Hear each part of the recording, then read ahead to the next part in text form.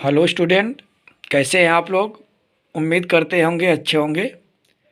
Student, आज हम आपको क्लास 12th की संस्कृत यानी हिंदी में जो संस्कृत रहती है और उस संस्कृत के श्लोक को जो लेसन 5 से सुभाषित रत्नानी नामक पाठ से अवतरित है, मुख्य श्लोक का अर्थ हम आपको आज हिंदी में समझाएंगे और हिंदी के साथ साथ थोड़ा बहुत इंग्लिश भी बता देंगे। क्लियर? तो स्टूडेंट, हम चलते हैं डायरेक्ट पॉइंट पर। देखिए, सुभाषित रत्नानी। सुभाषित रत्नान का मतलब होता है सुंदर रत्न, सुंदर वचन, सुंदर बातें। आई बात समझ में? तो हम चलते हैं, सीधा पॉइंट पर आते हैं। भाषा सुमुख्या मधुरा दिव्या गिर्वाण भारती तस्याहिम मधुरम काव्यम तस्मादपि सुभाषितम। कहते हैं, कभी क्या कहता है कि भाषाओं में मुख्य भाषा संस्कृत मानी गई है।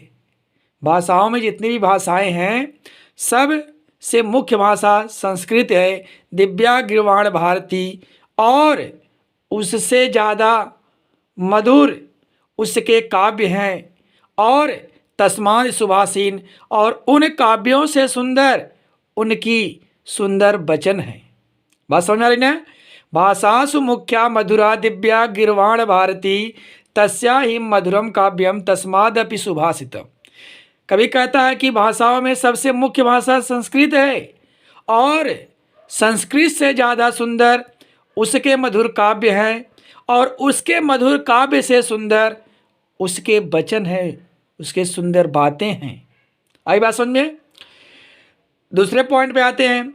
सुखार्थी न कुतो विद्या कुतो विद्यार्थी न सुखम सुखार्थी वा त्यजेद विद्या विद्यार्थी वा त्यजेद सुखम। कभी कहता है कि सुख चाहने वालों को विद्या कहाँ नसीब होती है। सुख चाहने वाले को विद्या कहाँ नसीब होती है, और विद्या चाहने वाले को सुख कहाँ नसीब होता है। यानी सुख को चाहने वालों को विद्या कभी नहीं मिल सकती, और विद्या चाहने वाले को सुख कभी नहीं मिल सकता। सुखार्थी वा त्यजे विद्या विद्यार्थी वा त्यजेत सुखम। करें कि सुख को चाहने वाले विद्या को छोड़ देते हैं, विद्या को त्याग देते हैं, और विद्या को चाहने वाले विद्यार्थी सुख को त्याग देते हैं, सुख को छोड़ देते हैं। बात समझ में आई? जल बिंदु निपातेन क्रमशः पूर्यते घटः स हेतु सर्व विद्या नाम धर्मस्य धनस्य। कहते हैं कि जल बिंदु मतलब पानी की एक एक बूंद निपातेन गिरने से क्रमशः लगातार पूर्यते घट घड़ा भर जाता है। पानी के एक एक बूंद क्रम से गिरने पर पूरा घड़ा भर जाता है। और वही हाल है कि सह हेतु सर्व विद्या नाम धर्म मत्स्य च धनस्य च। और धीरे धीरे अगर आप चाहेंगे तो धर्म और धन तथा विद्या तीनों की प्राप्ति धीरे धीरे हो जाएगी। आई बात समझ में? काव्य शास्त्रम विनोदेन काले गच्छति धीमताम व्यसनेन च मूर्खाणाम निद्रया कलहेन वा। कहते हैं कि जो काव्य शास्त्र विनोदेन, जो महान विद्वान व्यक्ति होते हैं, जो संत महात्मा होते हैं, उनके समय काल में समय गच्छति माने बीतते हैं या चले जाते हैं, विनोद अच्छी अच्छी बातों को करने में या पुस्तकों या शास्त्रों का ज्ञान प्राप्त करने में धीरे धीरे खत्म हो जाते हैं। और उसी तरह से व्यसेन च मूर्खाणाम, और मूर्ख लोग अपने समय को नींद में या कलहेन झगड़े में बिताते हैं। मतलब अच्छे लोग, भले लोग काव्य की शास्त्र या सुंदर बात को करने में अपने समय को धीरे धीरे बिता देते हैं, और जिस तरह से ये बिताते हैं उसी तरह से मूर्ख लोग अपने समय को नींद में या दूसरों से झगड़ा करने में बिता देते हैं। आई बात समझ में? आइए नेक्स्ट पर। न चौरहार्यम न च राजहार्यम न भातृभाज्यम न च भार्यकारी। कहते हैं कि विद्या रूपी धन एक ऐसी धन है कि चोर उसे चुरा नहीं सकता, और न ही राजा उसे हड़प सकता है या अपने भंडार में भर सकता है। न भातृभाज्यम न च भारकारी, और न तो भाई उसे बांट सकता है, और विद्या रूपी धन कभी बोझ नहीं बन सकती। आई बात समझ में? व्ययेन कृते वर्धतम एवं नित्यम विद्या धनम सर्वधन प्रधानम।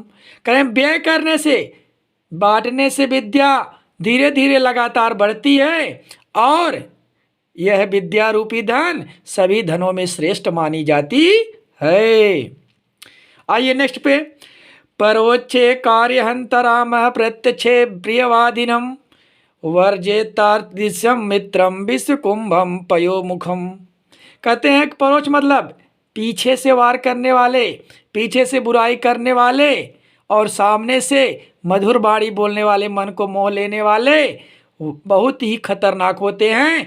जिस तरह से वर्जेताम दृशम मित्रम विष कुंभम पयोमुखम, जिस तरह से किसी घड़े में अगर विष भरा गया है और उसके मुंह के ऊपर अगर अमृत रखा गया है तो भी जहर के समान होता है। उदेति सविता ताम्रस्त्राम स्वस्तामेति च संपतौ च विपतौ च महतामेक रूपता।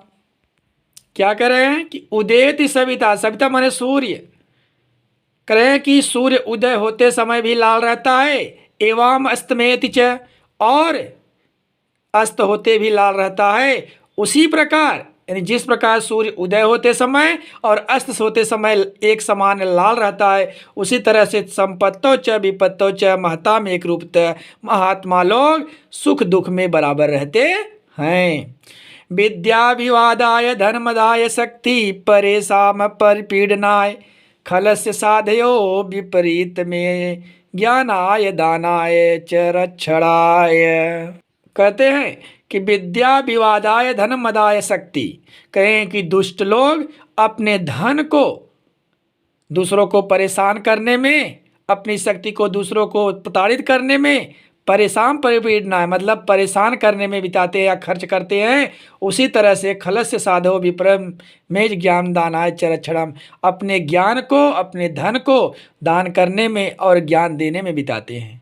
फिर से देख लीजिए एक बार, कहें कि विद्या विवादाय धनमदाय शक्ति है परेशान परपीडनाय, जिस तरह से मूर्ख लोग अपनी विद्या रूपी धन को अपनी शक्तियों को दूसरों को परेशान करने में, दूसरों को प्रताड़ित करने में खर्च करते हैं, उसी तरह से खलस्य साधु लोग, महात्मा लोग इसके विपरीत मेज ज्ञानाय दानाय चरक्षणाय, करें कि विद्या रूपी धन को, ज्ञान को दान करने में और अपनी शक्तियों को दूसरों की रक्षा करने में बिताते या खर्च करते हैं।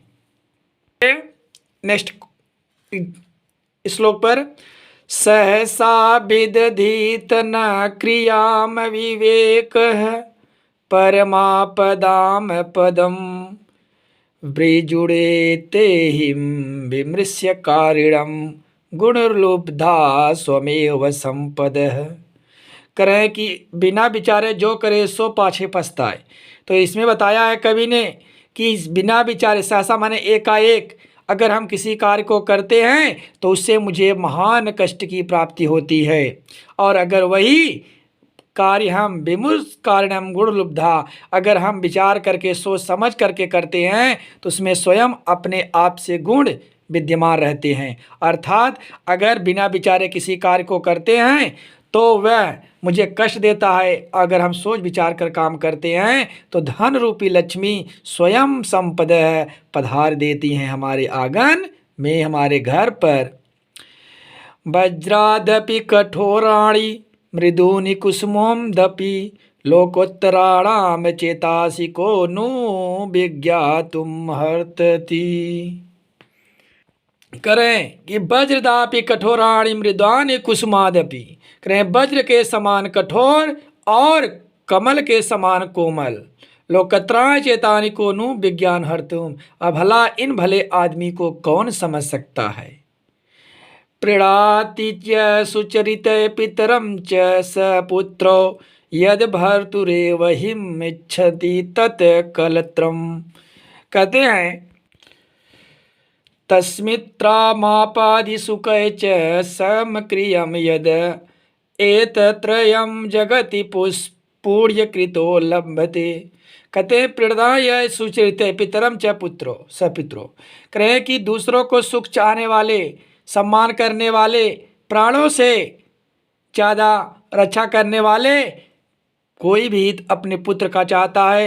और वही पुत्र यदि भर्तुम हिमछाद तत्कलत्रम, अगर कोई स्त्री अपने पति को मानती है तो तस्मिन दम सुखम च समिक्रम दया, तो उन्हें सुख समृद्धि की प्राप्ति होती है। एतत्र जगत पूर्ण कृतो लभते, और ये पूरे संसार में पूर्णता की प्राप्ति करते या पूर्ण की प्राप्ति करते हैं, इन्हें पूर्ण ही मिलता है। कामान दुग्धय प्रिय कर्षत लक्ष्मी कीर्ति सुते दुष्कृतम या हिनस्ति, शुद्धा शांता मातरम मंगला नाम धेनुधीरा सुनृता वाच माहू। देखिए, कामान दुग्ध है, जो कामनाओं को दुहती है, यानी अपनी इच्छा को दबा कर रखती हैं। विप्रकर्षयत लक्ष्मी, और अपने दरिद्रता को दूर करती हैं।